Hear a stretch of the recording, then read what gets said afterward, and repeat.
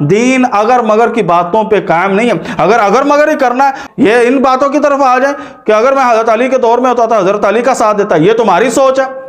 میری سوچ اس طرح بھی تو ہو سکتی ہے نا, تو حضرت علی کے دور میں ہوتا تو ایسا بھی تو ہو سکتا تھا کہ علی کے لشکر میں ہی ہوتا لیکن عبد الرحمن بن ابن ملجم بن جاتا, وہ بھی حضرت علی کے ساتھ ہی تھا نا, حضرت علی کو اس نے شہید کر دیا.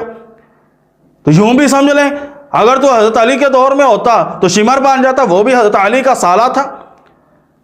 تو اس سے آگے کو بات لے چلیں, اگر یوں ہوتا کہ تو نبی کریم صلی اللہ علیہ وسلم کے مدنی دور میں ہوتا تو عبداللہ بن ابی بن جاتا.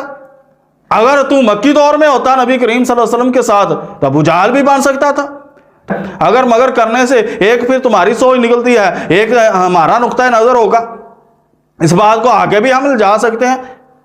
اگر تو نوح علیہ السلام کے دور میں ہوتا تو نوح کا بیٹا ہوتا, لیکن بیٹا بھی وہ جو پانی کے اندر